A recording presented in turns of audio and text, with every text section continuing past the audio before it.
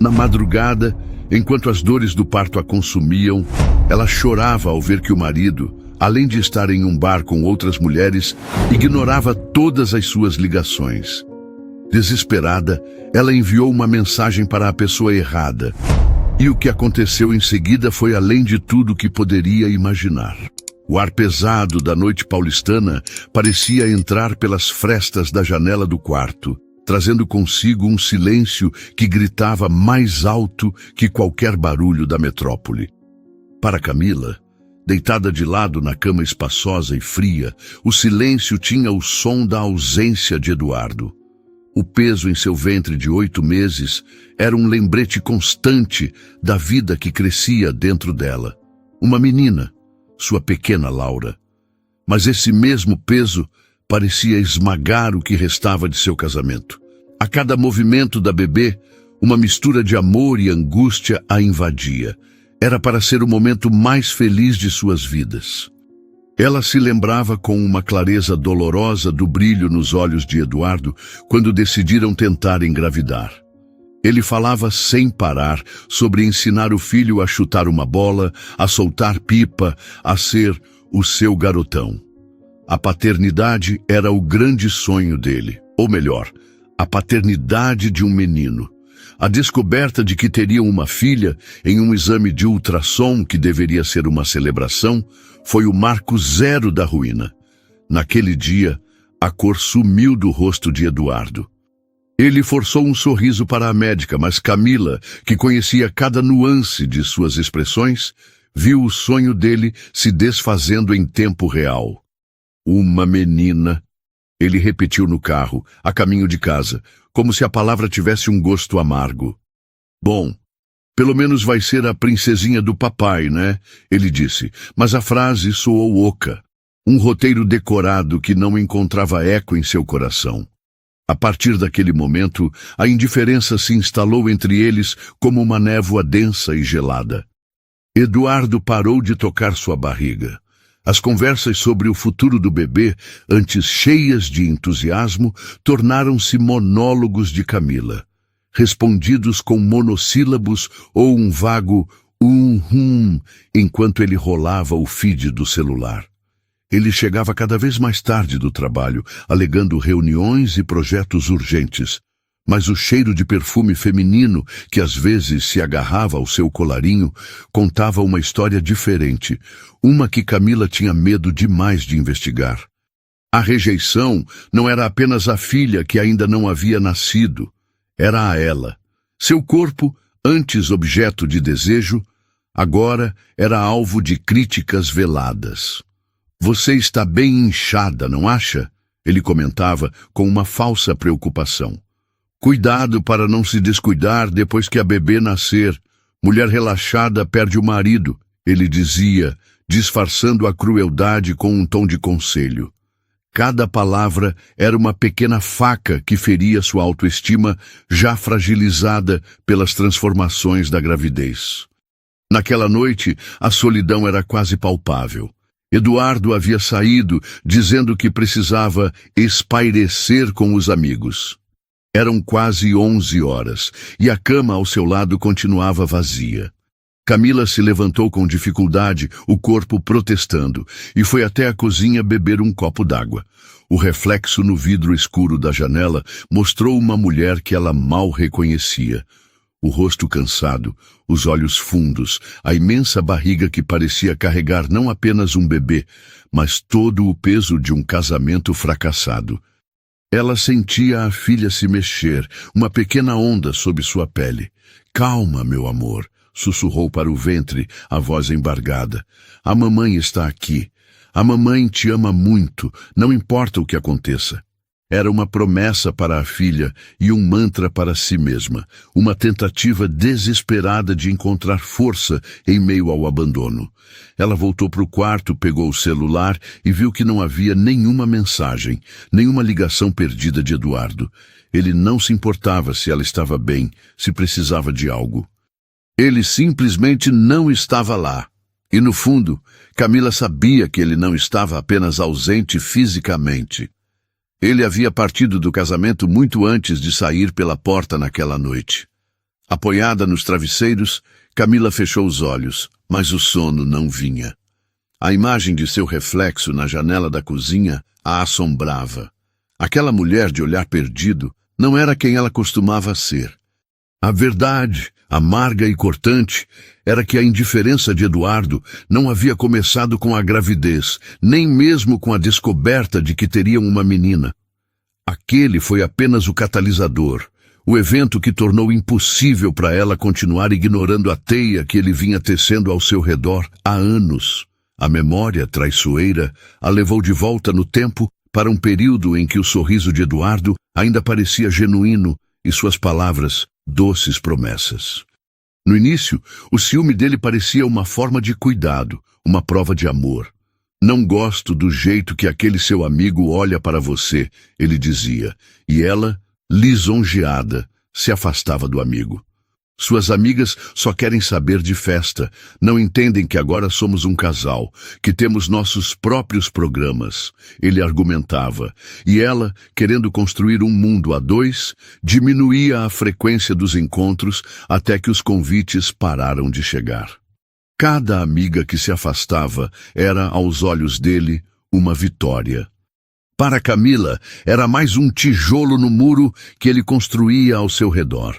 As brigas, por causa de sua família, eram as piores. Eduardo tinha um talento perverso para transformar um almoço de domingo em um campo de batalha. Se sua mãe fizesse um comentário inocente sobre seu cabelo, ele passava a semana inteira dizendo: "Você vai deixar sua mãe te controlar assim? Ela não respeita nossa relação."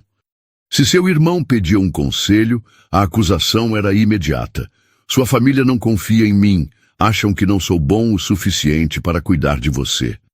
As discussões eram sempre exaustivas, terminando com Camila em lágrimas e Eduardo na posição de vítima, o homem incompreendido que só queria protegê-la.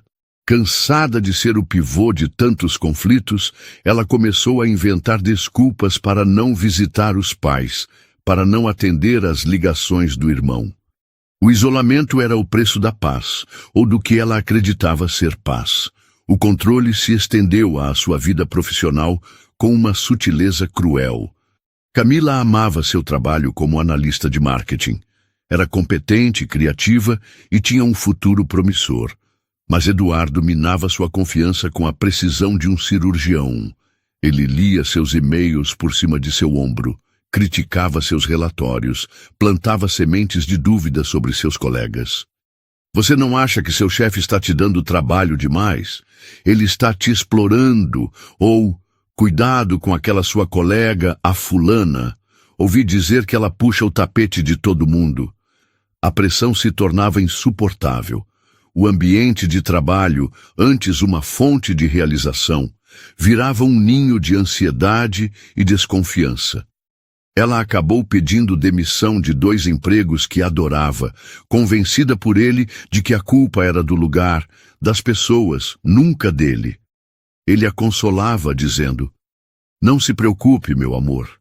Eu cuido de nós. Você não precisa passar por isso." Era o abraço do carcereiro. Agora, na solidão do quarto, as peças do quebra-cabeça se encaixavam com uma clareza assustadora. Não era proteção. Era posse, não era cuidado, era controle. Ele não a queria forte e independente. Ele a queria vulnerável, dependente, um espelho que refletisse apenas a imagem grandiosa que ele tinha de si mesmo. A gravidez, e especialmente a chegada de uma filha, representava uma ameaça a esse controle absoluto. Uma filha criaria um vínculo entre elas que ele não poderia quebrar.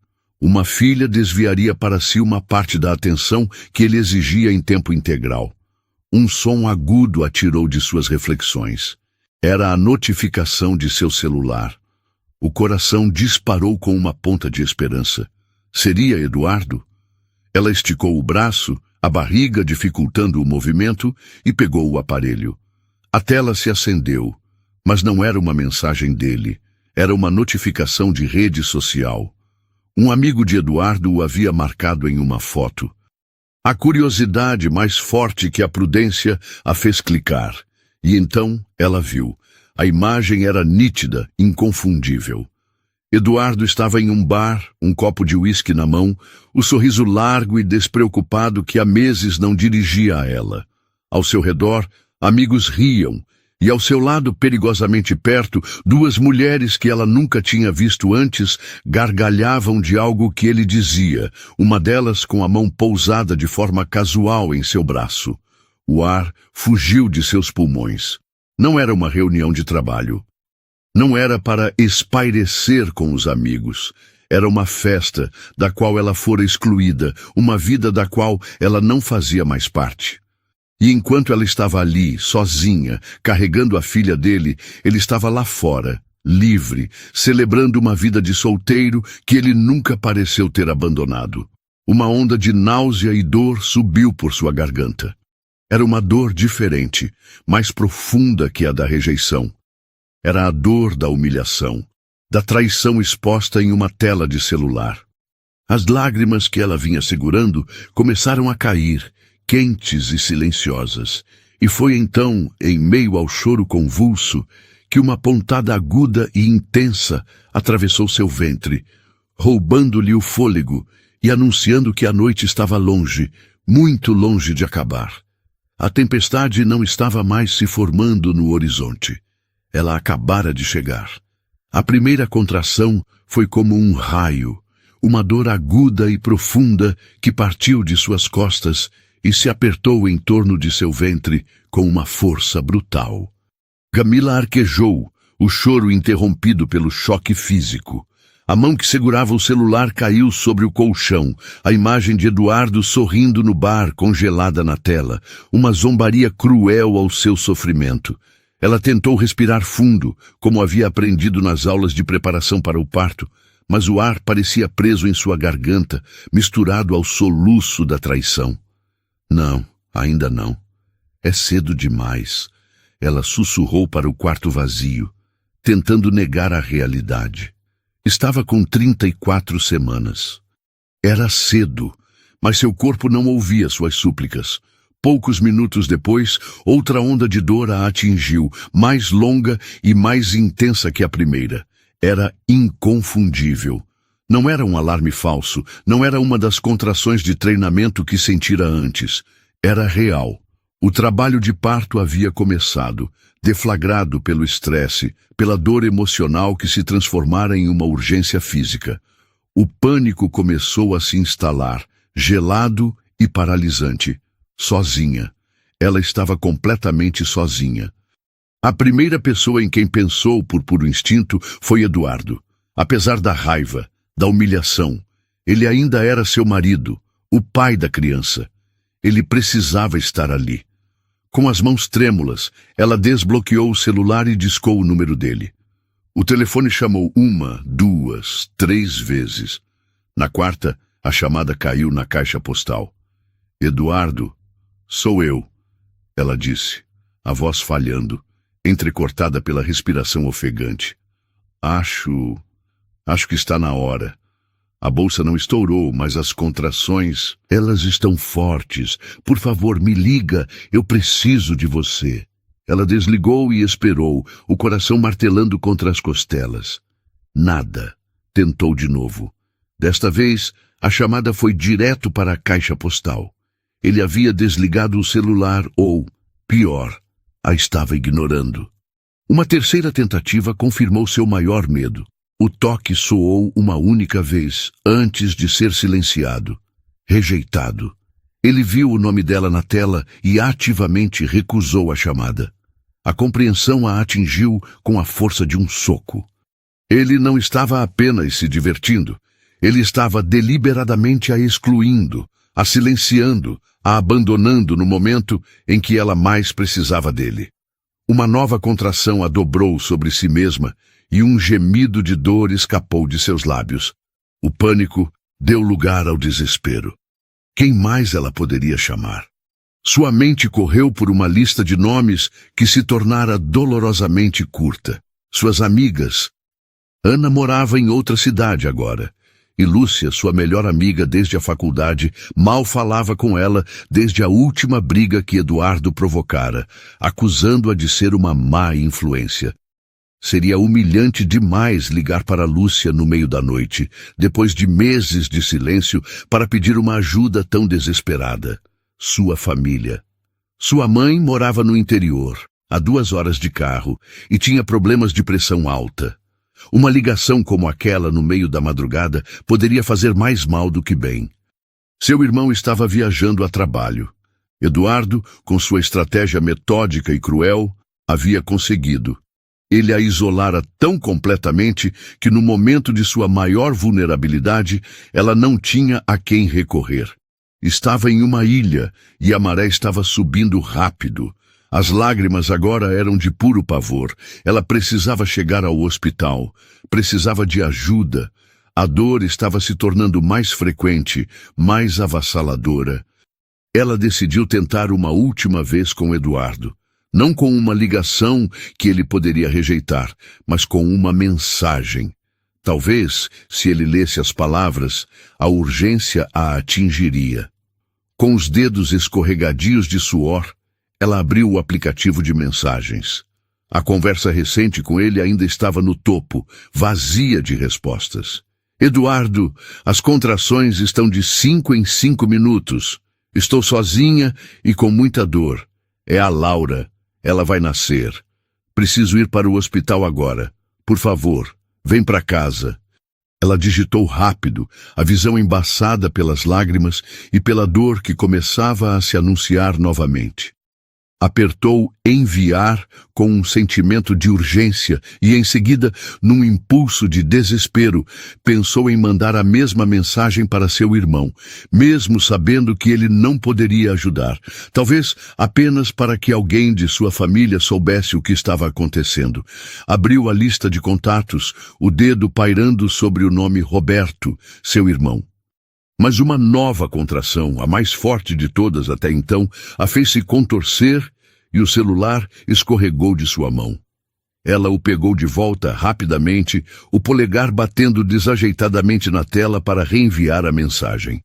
Na confusão de dor e pânico, não percebeu que, ao invés de selecionar o contato do irmão, seu dedo havia escorregado uma linha para baixo, pousando em outro nome. Rodrigo. Rodrigo. O chefe de Eduardo. Um homem que ela mal conhecia, com quem trocara apenas cumprimentos educados em 2 festas da empresa. Um homem sério, imponente, que sempre pareceu pertencer a um universo completamente diferente do seu. Ela apertou enviar, sem conferir, e jogou o celular na cama, focando apenas em respirar através da dor lancinante. Ela se sentia patética, humilhada. Tinha certeza de que Eduardo leria a mensagem e não a ignoraria. A ideia a fez sentir um frio na espinha que nada tinha a ver com as contrações. Ela se arrastou para fora da cama, tentando se lembrar onde havia deixado a mala da maternidade, que estava pronta há semanas. Cada passo era um esforço monumental. A dor vinha em ondas implacáveis, e entre elas restava apenas o eco da solidão e do abandono. Ela se apoiou na parede do corredor, a respiração curta e rápida. Eu consigo fazer isso, disse a si mesma, embora não acreditasse nas próprias palavras. Eu tenho que fazer isso, pela minha filha. Foi então que o som agudo de uma notificação cortou o silêncio do apartamento. Não podia ser Eduardo. Ele não responderia tão rápido, se é que responderia. Com o corpo tremendo, ela voltou ao quarto e pegou o celular. A tela iluminou seu rosto pálido e suado. Havia uma mensagem, mas não era de Eduardo, era de Rodrigo. Camila, você está bem? Onde você está? Estou a caminho. Ela leu a mensagem 1, 2, 3 vezes. O cérebro, enevoado pela dor, demorou a processar. Rodrigo? Por que Rodrigo estava respondendo? Ela olhou o histórico da conversa e o sangue gelou em suas veias. A mensagem desesperada, o pedido de socorro destinado ao seu irmão, havia sido enviada para o chefe do marido. A humilhação a atingiu com força total, quase superando a dor física. O que ele pensaria? Que ela era louca? Que estava tentando criar problemas para Eduardo no trabalho?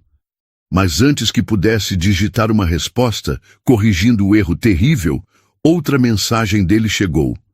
Não se preocupe em responder. Tenho o endereço do Eduardo salvo nas minhas conversas. Fique calma, chego em 10 minutos. 10 minutos.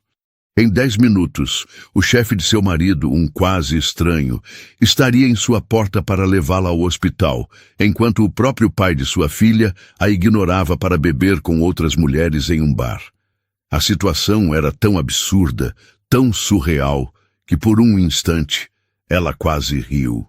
Era um roteiro de pesadelo, mas em meio ao caos, uma pequena e inesperada chama se acendeu. Ajuda estava a caminho. Ela não estava mais completamente sozinha. E naquele momento, a identidade do remetente importava menos do que a promessa contida em suas palavras. Alguém estava vindo. E isso, por enquanto, era tudo o que importava. A noite de sexta-feira pesava sobre São Paulo, um manto de umidade e luzes de neon que não penetrava as janelas do luxuoso apartamento de Rodrigo. À 1 da manhã, o silêncio era seu único companheiro. O sono era um luxo que ele não podia se permitir. Sentado em sua poltrona de couro, com um copo de água intocado ao lado, ele encarava a tela do notebook sem realmente ver os gráficos e planilhas. Sua mente estava a quilômetros de distância, mergulhada nos problemas que fervilhavam em sua empresa. Havia uma suspeita de vazamento de informações, uma vulnerabilidade no sistema que o deixava em alerta máximo. Cada notificação em seu celular era um sobressalto, a expectativa de uma atualização da equipe de segurança. Foi por isso que ele viu a mensagem de Camila no instante em que chegou. O nome dela piscou na tela, e por um segundo ele franziu a testa, confuso. A esposa de Eduardo? Ele mal a conhecia. Abriu a mensagem por pura curiosidade, esperando um pedido de desculpas por um engano. Mas o que leu o fez levantar da poltrona em um movimento brusco. Por favor, as contrações estão de 5 em 5 minutos. Estou sozinha e com muita dor. É a Laura. Ela vai nascer. Preciso ir para o hospital agora. Por favor, venha aqui em casa. Rodrigo releu a mensagem, o coração acelerando. A mensagem era claramente para o marido, ou para alguém próximo, mas o desespero nela era universal e inconfundível. Sozinha, com muita dor. A imagem de uma mulher grávida, à beira de dar à luz, abandonada, sobrepôs-se a todas as preocupações com planilhas e segurança de dados. Isso era real. Isso era urgente. Ele não hesitou. Sua primeira reação foi ligar para Eduardo. O funcionário era um de seus melhores gerentes, sempre tão dedicado. Devia haver um engano, uma bateria descarregada, um mal-entendido. O telefone de Eduardo chamou, mas a chamada foi recusada. Rodrigo tentou de novo. Recusada novamente. A estranheza da situação deu lugar a uma pontada de irritação. Que tipo de homem não atende ao telefone em uma situação dessas? Sem tempo a perder, ele enviou as mensagens para Camila, garantindo que estava a caminho, e correu para o quarto para trocar de roupa. Pegou as chaves do carro e, enquanto descia pelo elevador, tentou ligar para Eduardo mais uma vez. A chamada caiu direto na caixa postal. Enquanto isso, a quilômetros dali, em um apartamento emprestado no Itaim Bibi, a música abafada pulsava. Eduardo, com os olhos vidrados pelo álcool, viu o nome de Rodrigo piscar na tela do celular. Chefe ligando a essa hora? Resmungou para a mulher deitada ao seu lado, uma das que conhecera no bar. Deve estar surtando com aquele projeto. Quer que eu trabalhe no fim de semana? Só pode. Ele rejeitou a chamada com um toque de desdém. Momentos depois, viu a notificação da mensagem de Camila. Ele leu. As palavras eram claras, mas seu cérebro, encharcado de uísque, as processou com uma lentidão entorpecida. Contrações. Hospital. Laura. A realidade bateu à sua porta, mas ele escolheu não abrir. Olhou para a mulher ao seu lado, para a garrafa vazia na mesinha de centro, para a liberdade intoxicante daquela noite. E então olhou para a mensagem de Camila, que representava fraldas, choros noturnos, responsabilidades. a paternidade de uma menina que ele nunca quis. Naquele instante nebuloso e egoísta, ele tomou uma decisão. Desligou o celular e o jogou no sofá. Era mais fácil fingir que a mensagem nunca existiu. 10 minutos depois, como prometido, o carro de Rodrigo parou em frente ao prédio de Camila. Ele interfonou e a voz dela, fraca e ofegante, o autorizou a subir. Quando ele chegou à porta do apartamento, encontrou-a aberta. Camila estava apoiada na parede do corredor, o rosto pálido coberto de suor, a imensa barriga contraída em uma onda de dor. A visão dela, tão vulnerável e tão forte ao mesmo tempo, o atingiu profundamente. "Camila", ele disse, a voz calma e firme, tentando não demonstrar o choque. "Sou eu, Rodrigo. Vamos para o hospital." Ela apenas assentiu, incapaz de falar. Ele viu a mala da maternidade perto da porta, pegou-a com uma mão e com a outra ofereceu o braço a ela. "Apoie-se em mim." O caminho até o elevador e depois até o carro foi lento, interrompido por 2 contrações que a deixaram sem ar. Rodrigo permaneceu em silêncio, oferecendo um apoio físico e uma presença que falavam mais do que qualquer palavra. Ele tentou ligar para Eduardo mais 2 vezes de dentro do carro, sem sucesso. No hospital, a equipe da maternidade agiu com rapidez. Enquanto levavam Camila para a sala de pré-parto, uma enfermeira se virou para Rodrigo. "O senhor é o pai?" "Não", ele respondeu sem hesitar. "Sou um amigo. O marido está a caminho." Mas enquanto dizia isso, uma dúvida incômoda se instalava em sua mente. Ele não foi para casa. Não poderia. Ficou no corredor da maternidade, um estranho em um dos momentos mais íntimos de uma família. Sentia-se deslocado, mas a ideia de deixar Camila completamente sozinha era impensável. Não conseguia falar com Eduardo e não chegava ninguém da família dela. A cada hora que passava, ele tentava o número de Eduardo, caixa postal. A cada hora, sua preocupação se misturava com uma raiva crescente. Ele andava de um lado para o outro, o celular na mão, a imagem do funcionário exemplar se desfazendo a cada chamada não atendida. As horas se arrastaram. O sol nasceu, tingindo o céu de São Paulo, mas Rodrigo não percebeu. Sua vigília só foi interrompida pelo choro agudo e forte de um recém-nascido, vindo da sala onde Camila estava. Pouco depois, uma enfermeira sorridente apareceu. "É uma menina linda e saudável. A mãe está cansada, mas passa bem." Um alívio imenso o inundou. Ele pediu para avisar Camila que ele estava ali e que continuaria tentando contatar o marido dela. Ele ficou por mais algumas horas, até ter certeza de que ela e a bebê estavam seguras e acomodadas no quarto. Só então, exausto, ele foi para casa. A imagem de Eduardo, o marido ausente, gravada em sua mente com uma clareza perturbadora. A segunda-feira chegou como qualquer outra. Rodrigo entrou na empresa, o cansaço do fim de semana pesando em seus ombros. E então ele o viu.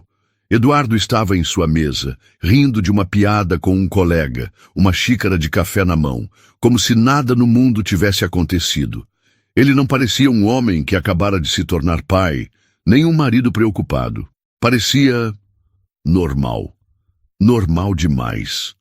E essa normalidade era a coisa mais assustadora que Rodrigo já vira. Eduardo levantou o olhar, viu o chefe e acenou com um sorriso profissional. "Bom dia, Rodrigo." Rodrigo apenas o encarou, um turbilhão de perguntas e acusações presas na garganta. Como ele podia estar ali, sorrindo, depois de desaparecer por 2 dias? Ele sabia que sua filha havia nascido. O que diabos estava acontecendo naquela família? O mistério do sumiço de Eduardo era agora um abismo, e Rodrigo sentia que estava perigosamente perto de descobrir o que havia em suas profundezas. O olhar de Rodrigo era uma lâmina afiada, cortando através da fachada de normalidade de Eduardo. Ele não respondeu ao bom dia. Apenas fez um gesto seco com a cabeça em direção à sua sala, um convite que era uma ordem. Eduardo, percebendo a mudança no ar, Perdeu o sorriso e o seguiu, a porta de vidro se fechando atrás deles com um clique abafado que pareceu ecoar pelo escritório. "Sente-se, Eduardo", disse Rodrigo, a voz baixa e controlada, o que a tornava ainda mais intimidadora. Ele contornou a mesa, mas não se sentou. Permaneceu de pé, os braços cruzados, encarando o funcionário. "Eu liguei para você na sexta à noite, várias vezes. Mandei mensagens. Era sobre a sua esposa, era sobre a sua filha." Eduardo engoliu em seco, o rosto empalidecendo. Ele se mexeu na cadeira, desconfortável. "Rodrigo, chefe, eu... peço desculpas. Tive um problema pessoal muito sério no fim de semana. Meu celular acabou ficando sem bateria. Eu estava resolvendo umas coisas. Foi complicado." A mentira saiu tropeçada, frágil. "Sua esposa entrou em trabalho de parto, Eduardo", continuou Rodrigo, ignorando a desculpa esfarrapada. "Sozinha. Ela me mandou uma mensagem por engano, achando que era você ou outra pessoa. Eu a levei para o hospital. Sua filha nasceu na madrugada de sábado. Uma menina saudável. Camila está bem, mas exausta." Cada palavra era um golpe. Eduardo baixou os olhos, incapaz de sustentar o olhar do chefe. A imagem de funcionário modelo, de homem responsável, estava se desintegrando sob o peso da verdade. Eu não sabia", ele murmurou, a voz quase inaudível. "Eu sinto muito que você tenha tido que se envolver nisso. É um problema pessoal, muito difícil de explicar. Mas depois nós conversamos, eu prometo que..." Não conversamos depois", interrompeu Rodrigo, a paciência se esgotando. "O que eu quero saber é por que você desapareceu no momento mais importante da vida da sua família." Mas sentindo-se encurralado, Eduardo recorreu à única tática que lhe restava: a deflexão. Ele se ajeitou na cadeira, tentando forçar um ar de profissionalismo. "Olha, Rodrigo, eu agradeço imensamente sua ajuda, de verdade. Mas isso é algo que preciso resolver com a Camila. Falando em resolver, o relatório de projeção de vendas para o próximo trimestre está pronto. Deixei na sua mesa mais cedo. Os números são promissores, especialmente no setor..." Rodrigo levantou a mão, silenciando-o. A manobra era tão óbvia que chegava a ser ofensiva. Ele estava usando o trabalho como um escudo para se esconder de sua própria vida. Uma onda de desprezo passou por Rodrigo, mas ele a conteve. Não era seu lugar. Ele era o chefe, não o conselheiro matrimonial. Havia uma linha que ele não deveria cruzar, por mais que a situação o repugnasse.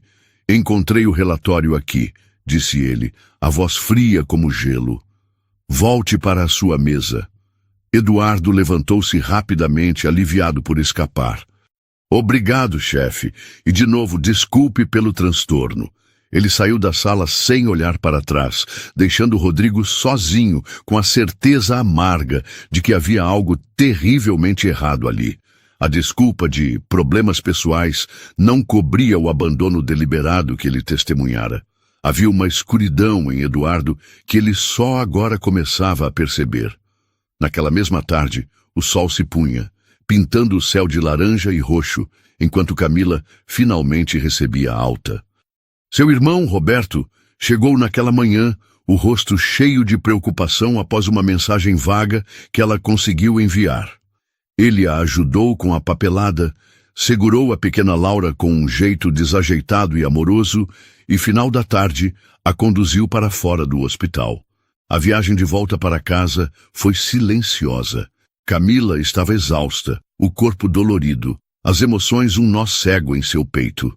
A ausência de Eduardo era um fantasma no banco do passageiro. Quando Roberto abriu a porta do apartamento, um silêncio estranho os recebeu. Camila entrou primeiro, o coração apertado de uma premonição terrível. A sala de estar parecia vazia.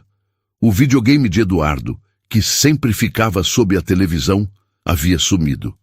A poltrona de couro onde ele gostava de se sentar não estava mais lá. A estante, antes cheia de seus livros e porta-retratos, tinha grandes lacunas. "O que..." ela começou a dizer, a voz falhando. Roberto, percebendo a situação, pegou a bebê do colo dela com cuidado. Calma, Cami, deixa eu ver isso. Ela caminhou como uma sonâmbula até o quarto do casal. A porta estava entreaberta. Metade do armário estava vazia.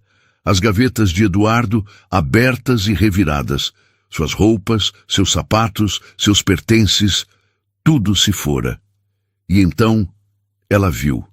Sobre o travesseiro dele, no lado vazio da cama, havia um único pedaço de papel branco, dobrado. Com as mãos trêmulas, ela o pegou. Era um bilhete, a caligrafia apressada e angular de Eduardo, inconfundível. Camila, não dá mais. Essa vida não é realmente para mim. Estou indo embora. Preciso pensar por um tempo. O problema é comigo, não com você. Não tente me procurar até eu me resolver. Seja feliz, Eduardo. As palavras eram curtas, brutais, desprovidas de qualquer emoção. Não havia um pedido de desculpas, nenhuma explicação, nenhum pingo de remorso. Apenas um ponto final. O papel escorregou de seus dedos e flutuou até o chão. As pernas dela cederam e ela se sentou na beira da cama, o olhar perdido no vazio do armário. Não havia lágrimas. Apenas um choque frio e absoluto que a deixou oca por dentro.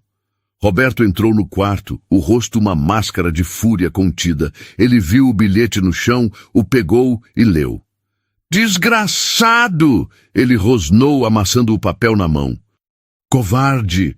Eu vou atrás dele, eu vou quebrar a cara desse moleque.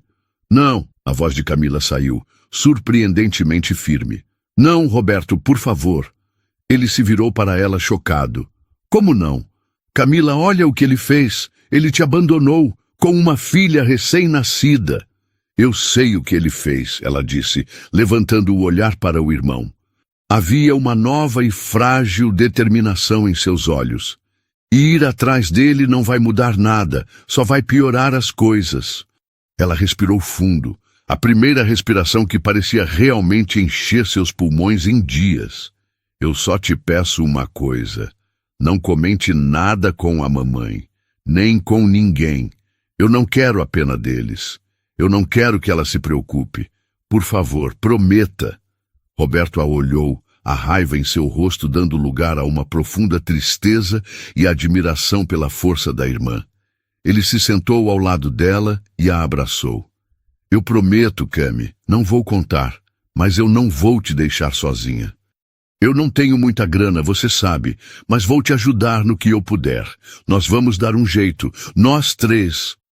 Enquanto abraçava o irmão, com o som suave da respiração de sua filha vindo da sala, Camila entendeu que o casamento não acabara com aquele bilhete. Ele já estava morto há muito tempo. Aquela era apenas a certidão de óbito.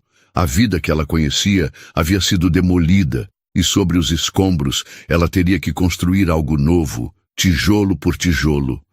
Ela não sabia como, nem por onde começar.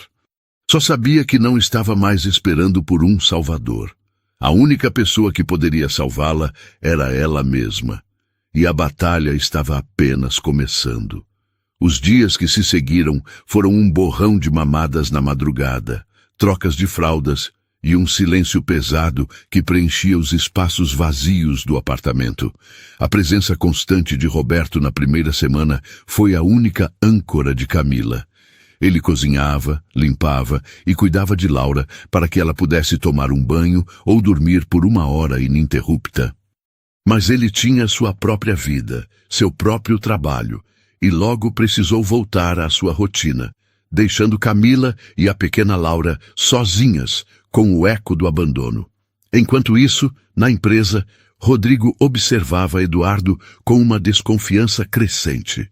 O funcionário, que antes era focado e profissional, agora parecia disperso, quase eufórico. Ele passava mais tempo no café do que em sua mesa, sempre rindo alto. E havia algo mais. Rodrigo notou a atenção excessiva que Eduardo dedicava a uma analista júnior do departamento de marketing, uma moça chamada Vanessa. Eram olhares demorados, toques acidentais no braço, piadas compartilhadas em voz baixa. Era um flerte descarado, A atitude de um homem solteiro e despreocupado, não a de um pai de uma recém-nascida, cuja esposa ele supostamente estava tentando resolver as coisas. Rodrigo já havia decidido não confrontar Eduardo novamente. Era inútil. O homem vivia em uma realidade paralela, e qualquer tentativa de trazê-lo para o mundo real era recebida com desculpas e desvios. Mas a imagem de Camila, pálida e sofrendo no corredor do hospital, não saía de sua cabeça. A preocupação o corroía. Ele precisava saber se ela estava bem, se Eduardo havia, de alguma forma, assumido seu papel. Num final de tarde, incapaz de conter a inquietação, ele pegou o celular e enviou uma mensagem para Camila. Foi cuidadoso, tentando não ser invasivo. Camila, boa tarde. Aqui é o Rodrigo. Espero não incomodar. Só queria saber como você e a pequena Laura estão. Espero que estejam bem. A resposta demorou quase 1 hora para chegar. E quando chegou, foi um soco no estômago de Rodrigo. Oi, Rodrigo. Obrigada pela preocupação. Nós estamos bem, na medida do possível. Eu e Eduardo nos separamos. Ele foi embora no dia em que saí do hospital. Deixou um bilhete. Rodrigo leu a mensagem 2 vezes, a raiva subindo por seu peito como uma maré quente. Bilhete. O homem não teve sequer a decência de terminar o casamento cara a cara. A atitude de Eduardo no escritório, o flerte com a outra funcionária, tudo se encaixou em uma imagem de crueldade e covardia que o deixou nauseado. Ele sentiu uma fúria protetora em relação àquela mulher que ele mal conhecia, mas cuja força e vulnerabilidade o haviam marcado profundamente. Ele respondeu imediatamente. Camila, eu sinto muito mesmo. Isso é inacreditável. Você está precisando de alguma coisa? Tem ajuda? Sua família está com você? Meu irmão me ajudou nos primeiros dias, mas já precisou voltar. Estou sem renda no momento, mas vou dar um jeito. Não se preocupe. A resposta dela, tão digna e contida, só aumentou a fúria dele. Não se preocupe? Como ele poderia não se preocupar? Ele pensou em oferecer dinheiro, mas sabia que isso poderia ser mal interpretado, poderia ferir o orgulho dela. Havia uma linha tênue entre ajudar e humilhar, e ele precisava caminhar sobre ela com cuidado. Eu sei que sou praticamente um estranho, mas me sentiria péssimo se não fizesse nada. Você se importaria se eu passasse aí para conversarmos? Talvez eu possa ajudar de alguma forma prática, sem me intrometer. Posso levar um café? Camila hesitou. A última coisa que queria era a piedade de alguém, especialmente do chefe do homem que a abandonara. Mas a solidão era esmagadora, e a oferta de uma conversa adulta, de alguém que sabia pelo menos parte da verdade, era tentadora. Tudo bem, se não for incômodo para você. No dia seguinte, Rodrigo apareceu com 2 copos de café e uma caixa de pães de queijo. Ele encontrou Camila com olheiras profundas, mas com uma postura ereta. Laura dormia serenamente em um Moisés ao lado do sofá. Eles se sentaram e, pela primeira vez, Camila contou a história toda. Não apenas do bilhete, mas do isolamento, da rejeição durante a gravidez, do controle sutil que só agora ela entendia em sua totalidade. Rodrigo ouviu em silêncio, o maxilar travado de raiva em nome dela. Quando ela terminou, ele respirou fundo.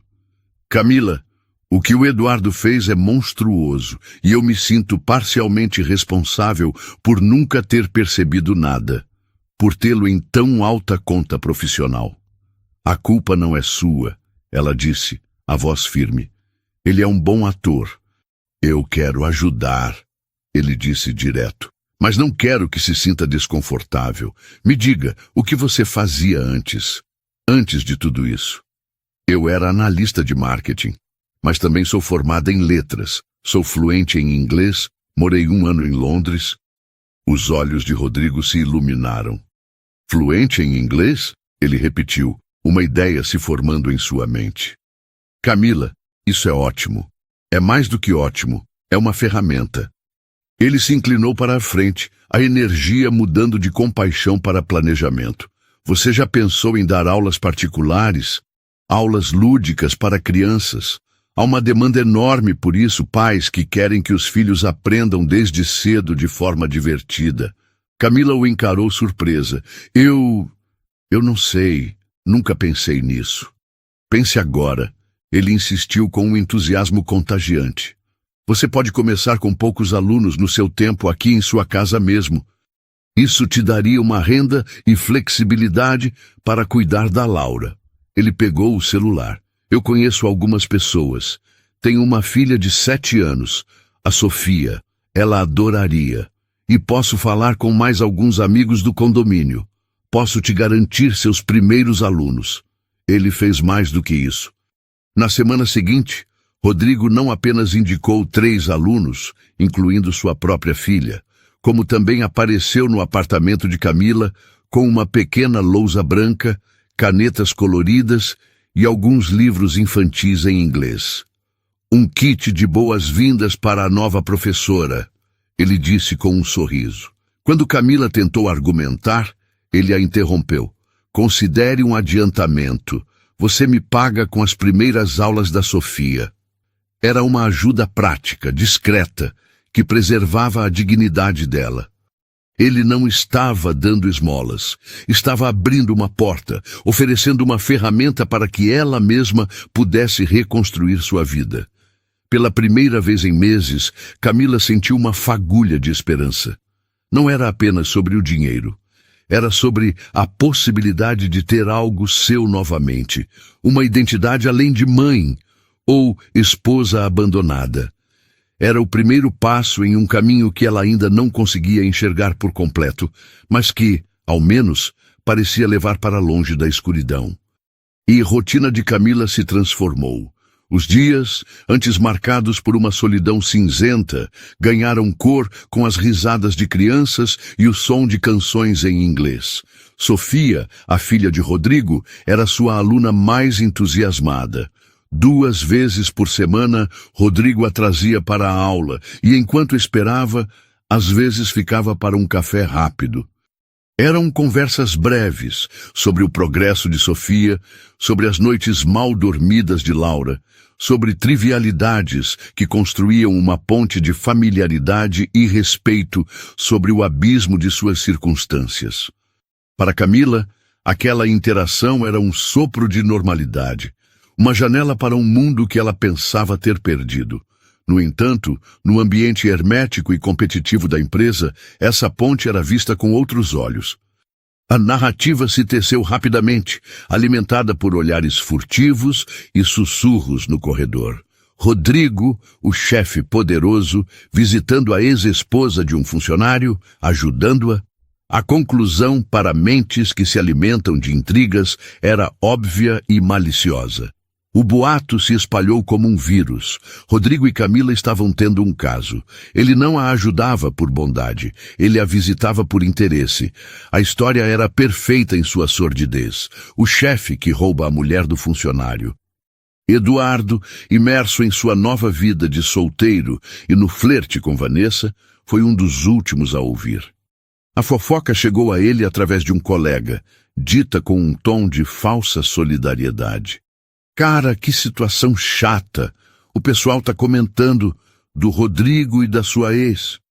A semente do ciúme, plantada em seu ego narcisista, germinou instantaneamente. A ideia de Camila, a mulher que ele descartou seguindo em frente, era inaceitável. Mas seguir em frente com Rodrigo, seu chefe, o homem que representava poder e sucesso, a humilhação foi imediata e avassaladora. Em sua mente distorcida, ele não a abandonara, ela o traíra. Ela o fizera de idiota, seduzindo o chefe para garantir uma vida boa. A narrativa que ele criou para si mesmo era a de uma vítima, um homem traído pela esposa interesseira e pelo chefe talarico. Naquela noite, movido a álcool e fúria, ele pegou o telefone. O número de Camila ainda estava em seus contatos. Ele ligou. Camila estava embalando Laura para dormir quando o celular vibrou, mostrando o nome que ela tanto tentara apagar de sua mente. O coração dela gelou. Ela atendeu, a voz cautelosa. Alô? Sua vagabum? A voz de Eduardo veio do outro lado, arrastada pela bebida carregada de veneno. Achou que eu não ia descobrir, não é? Interesseira, falsa, dando em cima do meu chefe. Estava planejando isso o tempo todo, não estava? Camila recuou, chocada com a virulência do ataque. Eduardo, do que você está falando? Você está bêbado. Não se faça de santa, ele gritou, e ela pôde ouvir o barulho de um copo batendo. Eu sei de tudo, sei que ele vai aí. Acha que eu sou idiota? Você e aquele falso desgraçado. Mas vocês vão me pagar. Ah, se vão. Ele acha que é o rei do mundo, mas eu vou tirar tudo dele. Tudo. Você é louco, ela sussurrou, o medo começando a se infiltrar. Louco? Louco é o que ele vai ficar quando descobrir o que eu vou fazer. Eduardo riu, uma risada amarga e assustadora. Ele se preocupa tanto com a segurança daquela empresinha de merda. Mal sabe ele que a maior ameaça está bem debaixo do nariz dele. Eu vou vender tudo, Camila. Cada senha, cada planta, cada protocolo de segurança. Vou passar tudo pra gente que sabe o que fazer com isso. Vou deixar o Rodrigo sem chão. Quero ver se o super-herói vai te bancar quando estiver falido. A ligação ficou muda. Ele havia desligado. Camila ficou parada. O celular pressionado contra a orelha, o coração disparado. As palavras dele ecoavam em sua mente. Não era apenas um delírio de bêbado. Havia uma precisão terrível na ameaça, uma malícia que ia além do ciúme. Vender informações, gente que sabe o que fazer com isso. A menção à segurança da empresa a fez lembrar de Rodrigo, preocupado com vazamentos semanas atrás.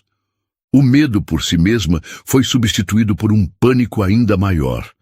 Isso não era mais sobre um casamento desfeito. Era sobre um crime que poderia destruir o homem, que sem pedir nada em troca, a ajudara a se reerguer. Ela não podia ignorar aquilo. Com as mãos trêmulas, ela discou o número de Rodrigo. Camila, aconteceu alguma coisa? A Laura está bem? Ele atendeu, a voz imediatamente alerta. Rodrigo, me desculpe ligar a essa hora, ela disse, a voz um fio. Mas eu preciso te contar uma coisa. É sobre o Eduardo. Ela relatou a ligação, palavra por palavra, a acusação de traição, a raiva e a ameaça específica e detalhada. Do outro lado da linha, o silêncio de Rodrigo era pesado, denso. Quando ele finalmente falou, sua voz era outra. O tom gentil e solidário havia desaparecido, substituído por um aço frio e cortante. Onde ele disse que estava? Foi a primeira pergunta. Ele não disse. Ok, Camila, você fez a coisa certa ao me ligar. Fique calma e tranque suas portas. Não atenda mais nenhuma ligação dele. Eu vou cuidar disso. Assim que desligou, Rodrigo acionou o protocolo de emergência. Ligou para seu chefe de segurança, um ex-policial federal, e relatou a ameaça. A suspeita de um vazamento interno que estava tirando o sono dele agora tinha um rosto. A equipe de segurança agiu com uma velocidade implacável. Em questão de horas, eles estavam monitorando as comunicações de Eduardo, seus acessos à rede da empresa, seus movimentos. A investigação revelou uma verdade mais sombria do que Rodrigo imaginara. Eduardo não estava apenas vendendo informações para um concorrente. Ele estava em contato com uma quadrilha especializada em assaltos a grandes empresas. O plano era meticuloso. Ele forneceria as plantas, os horários da troca de guarda, as senhas de acesso e os pontos cegos das câmeras. Em troca, receberia uma porcentagem do roubo que estava planejado para a semana seguinte. A equipe de segurança, em coordenação com a polícia, montou uma armadilha. Eles observaram Eduardo fazer o contato final, marcando o encontro para a entrega dos últimos detalhes em um estacionamento de shopping. Na noite marcada, Eduardo chegou, sentindo-se o mestre do universo. Ele carregava um pendrive que continha a chave para a ruína de Rodrigo e sua própria ascensão. Quando entregou o dispositivo ao homem que o esperava dentro de um carro, as luzes se acenderam. Carros da polícia bloquearam todas as saídas. A voz no megafone ordenou que saíssem com as mãos para o alto. Eduardo foi preso em flagrante, a expressão de triunfo em seu rosto se desmanchando em puro terror e incredulidade. A teia de mentiras e ódio que ele tecera não o levara à vingança, mas a uma cela fria. Sua tentativa de destruir a vida de todos ao seu redor acaba por implodir apenas a sua. A notícia da prisão de Eduardo caiu como uma bomba, mas uma que, em vez de destruir, limpou o terreno para um novo começo. Quando a história completa, com todos os seus detalhes sórdidos, chegou aos ouvidos da mãe de Camila, ela não hesitou.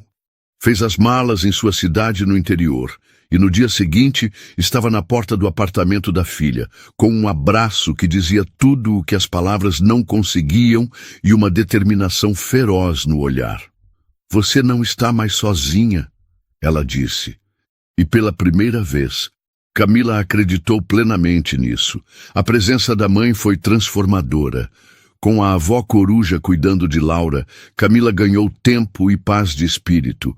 As poucas aulas de inglês se multiplicaram. Ela criou um perfil profissional online, gravou vídeos curtos e lúdicos, e com o boca a boca impulsionado por um Rodrigo discretamente orgulhoso, sua agenda lotou. O apartamento, antes um cenário de solidão, agora era preenchido pelo som de risadas de crianças, pelo cheiro do bolo de fubá da mãe e pela presença constante de amor. Camila estava finalmente reconstruindo sua vida, não sobre os escombros do passado, mas sobre uma fundação sólida de independência e apoio familiar. Quase um ano se passou. Laura, com seus cachinhos começando a se formar, já engatinhava pela casa, seu balbucio alegre sendo a trilha sonora da família. A relação com Rodrigo e sua filha Sofia também havia se aprofundado. Sofia não era mais apenas uma aluna, era a melhor amiga de Laura. Os fins de semana em que Rodrigo, um viúvo dedicado mas solitário, trazia a filha para brincar, se tornaram um ritual sagrado. Ele pedia para passar o dia, para ficar com suas meninas, e Camila e sua mãe o recebiam de braços abertos. Para Rodrigo, a casa de Camila tornou-se um refúgio. Em seu próprio apartamento, grande e silencioso, ecoava a ausência de sua falecida esposa. Mas ali havia vida. Havia o cheiro do café fresco que a mãe de Camila insistia em servir, acompanhado do melhor pão de queijo de São Paulo, como ele dizia. Havia a paz de ver sua filha feliz, gargalhando com Laura no tapete da sala. Ele começou a ver Camila não mais como a mulher que precisava de ajuda, mas como a mulher que, com sua força e resiliência, havia criado um lar. Um verdadeiro lar. A percepção mútua começou a mudar, sutilmente. Camila se pegava, escolhendo uma roupa mais bonita nas tardes em que sabia que ele viria. Passava um pouco de perfume, um toque de batom, e ele notava. "Você está linda hoje, Camila", ele dizia ao chegar, e o elogio, genuíno e respeitoso, fazia o coração dela acelerar. Ele, por sua vez, demorava mais a cada visita, encontrando desculpas para estender a conversa, para compartilhar uma história sobre seu dia, para simplesmente estar ali, naquele ambiente quente e acolhedor. A mãe de Camila, com a sabedoria de quem já viveu muito, observava tudo com um sorriso discreto. Um dia, enquanto Rodrigo brincava com as meninas no chão, ela se aproximou da filha na cozinha. "Minha filha, você precisa sair, se divertir, ver gente, ir a um bom restaurante. A vida continua e você merece ser feliz." Naquele momento, Rodrigo entrou na cozinha para pegar um copo d'água e ouviu a última parte. "Sua mãe tem toda a razão", ele disse, olhando diretamente para Camila. Você merece uma noite de folga. Camila sorriu, um pouco sem graça. É engraçado você dizer isso. Semana que vem é aniversário da Ana, uma amiga que eu não vejo há muito tempo. Ela vai fazer uma festa em um restaurante. Perfeito, disse a mãe dela. Você vai. Mas e a Laura? Camila hesitou. Eu cuido dela, claro. A mãe respondeu como se fosse a coisa mais óbvia do mundo. Um silêncio pairou no ar por um instante, carregado de possibilidades. Então, Rodrigo, com uma calma que desmentia o nervosismo em seu peito, falou: Eu posso te levar se você quiser, e te buscar, ou eu posso ir com você, se não for estranho. O convite pairou entre eles. Eu adoraria, Camila respondeu, o coração dando um salto. Na noite da festa, quando Rodrigo chegou para buscá-la, ele ficou sem palavras. Camila usava um vestido azul celeste que realçava seus olhos azuis e tinha os cabelos soltos, caindo em ondas suaves. Ela estava radiante, uma mulher que finalmente se permitia brilhar. A festa foi uma revelação. Camila reencontrou a amiga, pediu perdão pelo afastamento e foi recebida com um abraço apertado e sem ressentimentos. Ela riu, dançou e conversou. E Rodrigo estava lá, ao seu lado, não como um protetor, mas como um parceiro, um cúmplice naquela noite de redescoberta. Na volta para casa, o carro deslizava pelas ruas vazias da cidade. A música suave do rádio e a conversa leve criaram uma bolha de intimidade. Quando Rodrigo estacionou em frente ao prédio dela, nenhum dos dois parecia querer que a noite acabasse. Obrigada, Rodrigo, ela disse a voz suave. Por tudo, pela carona, pela companhia, por ter me incentivado a vir. Eu que agradeço, ele respondeu virando-se para ela. A luz do poste iluminava o rosto dela, e ele viu ali não apenas beleza, mas uma força que o admirava profundamente. Ver você feliz assim foi o melhor da minha noite. O espaço entre eles diminuiu. O ar ficou denso, elétrico. Ele levantou a mão e, com uma delicadeza infinita, afastou uma mecha de cabelo do rosto dela. O toque de seus dedos na pele dela enviou uma onda de calor por todo o seu corpo. Os olhos dele se encontraram e naquele olhar havia um ano de histórias, de dor, de cura e de uma afeição que crescia em silêncio. Ele se inclinou devagar, dando a ela todo o tempo do mundo para recuar. Mas ela não recuou. Ela se inclinou também, fechando os olhos. O primeiro toque dos lábios foi suave, um reconhecimento. Mas então, a represa de sentimentos contidos se rompeu. O beijo se aprofundou, tornando-se urgente, faminto. Era um beijo que falava de solidão e de encontro, de gratidão e de desejo. As mãos dela subiram para o pescoço dele, os dedos se embrenhando em seu cabelo, enquanto as mãos dele a puxavam para mais perto, uma em sua cintura, a outra segurando seu rosto como se ela fosse a coisa mais preciosa do mundo. O fôlego faltou, e quando finalmente se afastaram, as testas coladas, ambos estavam ofegantes. Naquele beijo, Camila entendeu. Rodrigo não fora seu salvador. A salvação viera de dentro dela mesma, de sua própria força para se reerguer. Ele fora algo muito mais importante, um apoio, uma mão estendida, um farol que a ajudou a encontrar o próprio caminho na escuridão. E agora, de pé sobre seus próprios alicerces, ela estava livre. Livre para escolher, livre para sentir e, finalmente, livre para acreditar que o amor podia, sim, recomeçar, não como um resgate, mas como um encontro de duas almas inteiras, prontas para construir um futuro juntas. E aí, o que você achou da jornada de superação da Camila?